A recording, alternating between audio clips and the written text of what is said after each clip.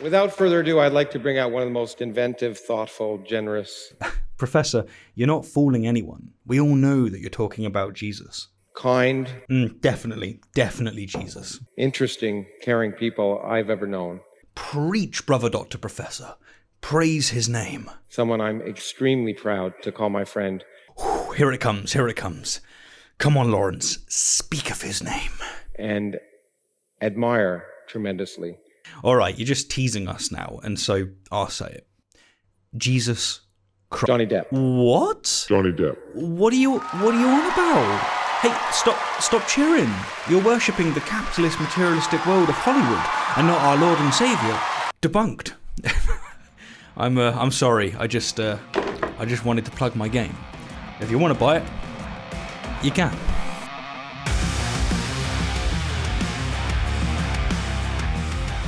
Johnny Depp's first introduction to Christianity was around the age of 6, and it was this introduction that led him to conclude that Christianity is false and also led him to ultimately become an atheist. But should this experience have led him to reject Christianity?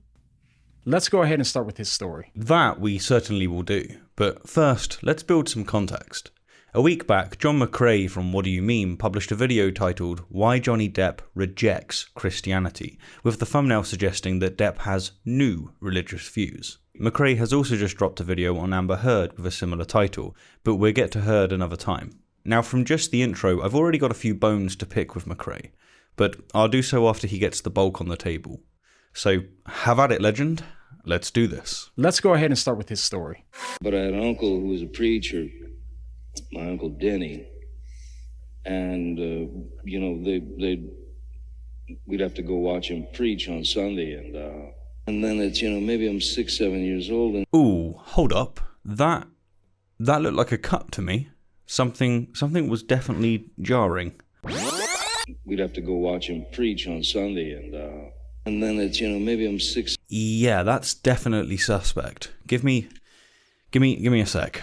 2,000 years later. Alrighty, so it turns out that McCrae did indeed cut and remove a sentence, and so what I'll do is I'll play again the scene that he showed in black and white, and then in colour the bit that he removed. But I had an uncle who was a preacher, my Uncle Denny, and, we'd have to go watch him preach on Sunday, and, I knew the guy, he's my uncle, so I watched him very closely, and he had that beautiful kind of evangelical cadence that draws you in.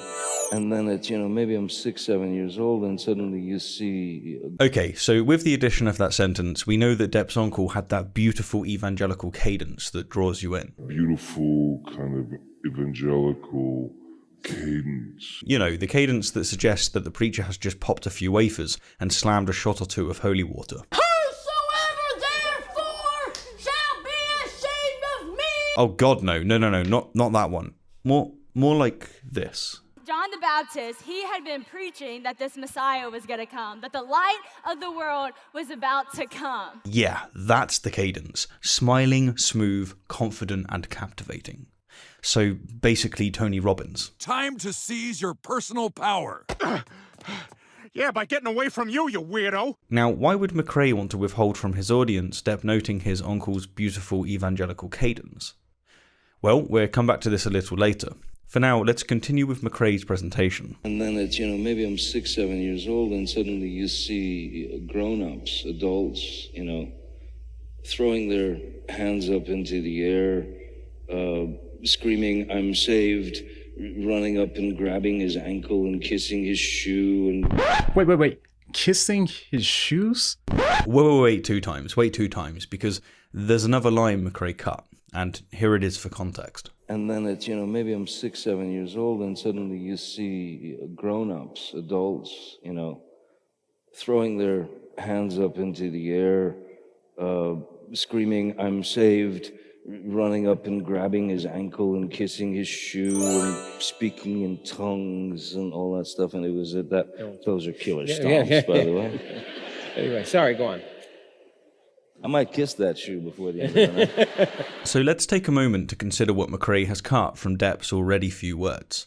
First, he's cut that Depp's uncle had a beautiful evangelical cadence. Beautiful kind of evangelical cadence. And second, that Depp saw his congregation speaking in tongues. Speaking in tongues and all that stuff, and it was that. Those are killer stomps, by the way. And by doing this, McRae has made out, so far at least, that it was specifically the kissing of shoes that raised Depp's eyebrow.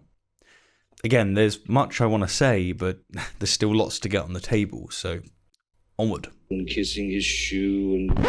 Wait. Kissing his shoes? What kind of religious weirdos today would make people kiss their shoes? Oh, you gotta kiss my boot. That's real humility.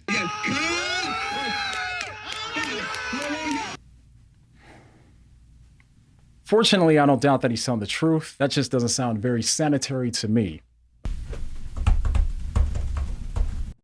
Coliform bacteria like E. coli were extremely common on the outside of shoes. Yuck. Yeah, I've got to agree, that's definitely not sanitary. Although, hold up. Oh damn, is that the Pope kissing feet? Yeah, that is the Pope kissing feet. In fact, if you don't mind my saying, that right there is some serious toe-sucking action. The E. coli frankly doesn't stand a chance. Now, no doubt the prisoner's feet were clean in this scene, but who's to say that Depp's uncle was wearing dirty shoes? Or even that Depp's 7-year-old mind has recalled the scene 100% accurately? Maybe the congregation were actually kissing his uncle's feet.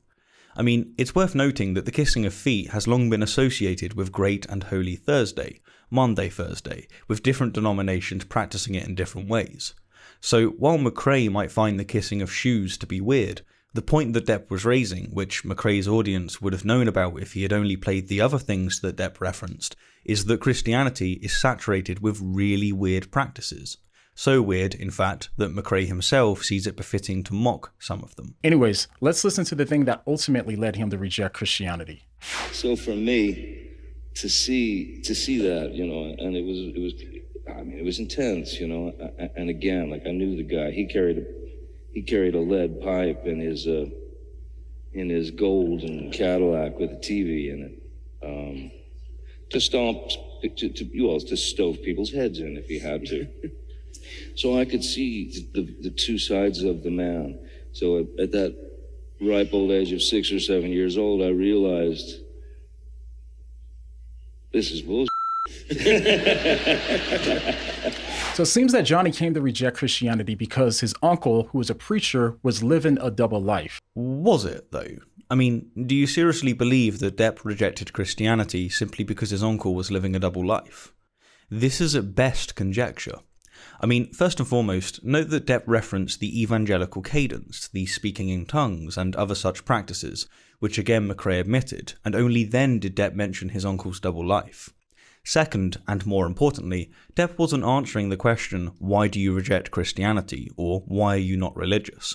Rather, Krauss brought up Depp's uncle to stimulate the conversation, and the conversation itself was about finding creativity in madness.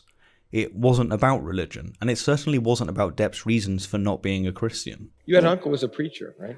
Now, before seeing what McRae makes of Depp's words, let's pick those bones from the intro that I mentioned earlier. And it was this introduction that led him to conclude that Christianity is false, and also led him to ultimately become an atheist. This is again simply speculation. Depp didn't say that the aforementioned introduction led him to conclude that Christianity is false, nor that it ultimately led him to be an atheist. Rather, he said that he found many of the practices to reek of bullshit. This is bullshit. But it doesn't follow from the fact that some elements of Christianity, or indeed any religion or ideology, are bullshit, that the religion in its totality or the ideology in its totality is bullshit. It could be the case, for instance, that the central tenets of Christianity are true, but the notion of sacramental bread changing into the body of Christ upon the utterance of a few words is bullshit. He'll show you the host and say, "The body of Christ."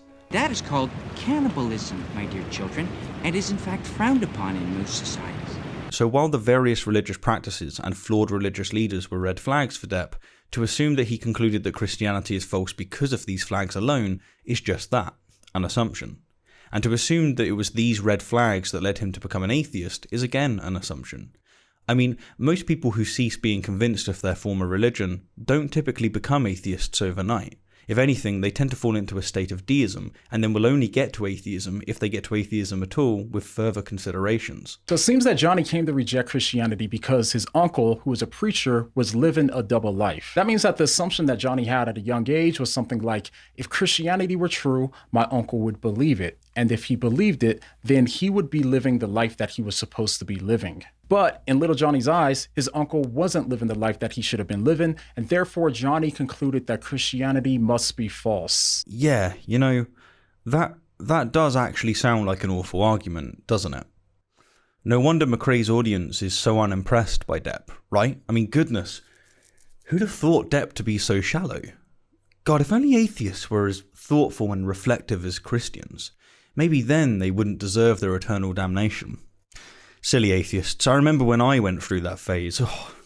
Or maybe McRae's presentation of Depp's reasons for not being a Christian is itself bullshit. This is bullshit. Now, I find this interesting because years ago, Johnny made it clear that he doesn't believe that anyone is living the way that they ought to be living. During an interview some years ago, he said, "We're all damaged in our own way. Nobody's perfect. I think we're all somewhat screwy. Every single one of us." What Johnny was doing here is he was acknowledging the fact that he and the rest of us aren't the way that we ought to be. When Johnny says that we're damaged, in order for that to mean anything, there has to be some sort of understanding or expectation of what it means to not be damaged. If my car is damaged... Well, before we get in the car, let's spell out what it means to say that something is damaged. When the sea crashes against a cliff, breaking chunks from it, it can be said that the cliff is damaged. But notice that this definition doesn't presuppose that the cliff ought not to be damaged, that it should be a certain way. Rather, it merely acknowledges that the cliff's form has been impaired. Likewise, Depp might have been saying that we're all damaged in this way, that none of us are fresh out the box. But McRae, by injecting a few additional words, has defined damage as to presuppose purpose. What Johnny was doing here is he was acknowledging the fact that he and the rest of us aren't the way that we ought to be. The words ought to be are doing all of the heavy lifting here, as they strongly imply a teleological foundation. They presuppose that there is a specific way that something ought to be. But Depp didn't say ought to be. That's entirely McRae's addition. If my car is damaged, then that means that my car is not how it's supposed to be. It's supposed to be whole or in a perfect condition. Cars are designed by intelligent beings for specific purposes, and when a car fails to perform that purpose, we say that it's damaged in the sense that it's not working as intended. But the same isn't true of the cliff when it erodes, is it? When the waves damage a cliff, there's nothing to say that the cliff was meant not to be damaged. Now, if Depp isn't convinced that we've been created with a purpose in mind, that is, if he's not convinced there's a Henry Ford of humans, then when he says that we're damaged, he's probably saying that we've all lost chunks of ourselves. Though, and to be fair, this is speculation on my part, but unlike McRae's, at least my speculations are bolstered with reasons. And likewise, when he says that no one is perfect, this implies something that all of us know at some level. At some level, we all know that we're supposed to be living better lives than the ones that we've lived so far. Yet that's just not true. For example, I genuinely don't believe that I'm supposed to be living a certain way, not in the sense that's being stated here. There's things and events that stop me from doing what I want to do, and there's things and events that have damaged who I am, but it doesn't follow from this that I know deep down that I'm meant to be a certain way. That's just not true. This is McRae projecting his Christian beliefs onto Depp. But we aren't because, as Johnny said, we're all damaged. But given that this is his view, this naturally takes us back to his experience with his uncle. He realized that his uncle wasn't living the life that he should have been living, but according to Johnny, neither is anyone else, not even him. So why then did Johnny conclude that Christianity is false because of it? Again, he didn't. That's entirely speculation. Honestly, do Christians really believe that non-Christians are this shallow? Does it help you sleep at night or something? Does it help you rationalize our eternal damnation for merely not being convinced of bullshit? I mean, it's not like Johnny concludes that science is BS just because a scientist had a moral failure or was living a double life. And it's not like Johnny would accept anybody else concluding that all movies are wrong simply because Johnny isn't perfect himself. Yeah, I know what you mean. What do you mean? It's almost as if he wouldn't employ such faulty logic, isn't it? So why then would Christianity be false just because his uncle was living the life that he wasn't supposed to be? Well, to be clear, I don't know his uncle, and I have no idea if his uncle is a true believer or not. Classic. Yes, you love to see it. Whenever a Christian doesn't practice your very specific brand of Christianity, be sure to throw aspersions on them not being real Christians. But what if McRae had included the clips of Depp mentioning his uncle's beautiful evangelical cadence and the talking of tongues? Why did he remove those parts? Are those real Christianity, according to McRae? Is that why? I don't know, maybe he just felt like he could get the point across without those parts. Don't want to speculate.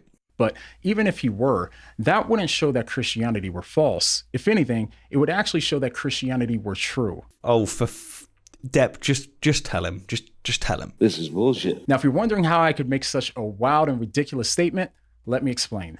The reason why is because what's central to Christianity is not that Christians are saved because they're more moral or better than other people, but instead, what's central to Christianity is that they aren't. Christianity agrees with Johnny that no one is living the life that they should be living. And as Johnny says, we're all damaged and none of us have lived a perfect life. The problem, again, is that Depp never said that we ought to be living a certain way.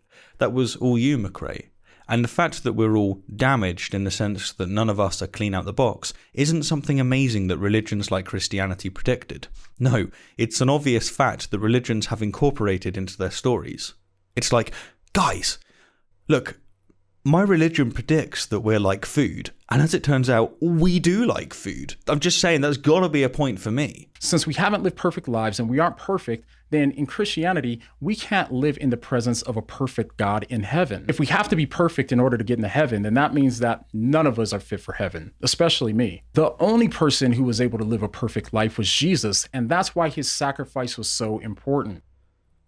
This is bullshit. Jesus lived the perfect life that we all should have lived, and he offered his life in place of our own lives as a sacrifice, so that way when we stand before God, we're judged by the life that Jesus lived rather than the life that we lived. It's beautiful, isn't it? That the good and wicked Christians alike will see heaven, since they'll be equally judged by Jesus' life, whereas non-Christians, no matter how decent, will perish. Are you? Does that smell to you? So Jesus then offered his life to us as a free gift. All we have to do is accept it. But what if we don't accept it? Or to accurately put it, what if we're earnestly not convinced by the arguments? Oh yeah, the lake of fire, eternal damnation, and infinitely disproportionate punishment. Now that, my fellow apes, is bullshit. Now, of course, this doesn't mean that Christians shouldn't be living good lives, but it does mean that realistically, Christians will still wrestle with living in ways that we aren't supposed to. And this is why Johnny's conclusion about Christianity is wrong. We'll get there, huh? All in all, then, we've witnessed McRae take a snippet from a talk about creativity and depict it as if it's a thesis against Christianity, but not before stripping the tangent of references to such things as evangelical cadence and speaking in tongues. From here, he's dug up an interview from 2004 and interpreted Depp saying that we're all damaged as if Depp had said we ought to be a certain way, and he's then basically called Depp a hypocrite, all while implying, heavily no less, that Depp is extremely shallow. One more time, Captain. One more time. This is bullshit. Anyhow, as always, thank you kindly for the view, and an extra special thank you to my wonderful patrons and YouTube members. Without your kind support, counter-apologetic videos such as this simply wouldn't exist. Like God. Oh no, I'm still in the immature atheist phase. Oh no, if only I was as reflective as Christians.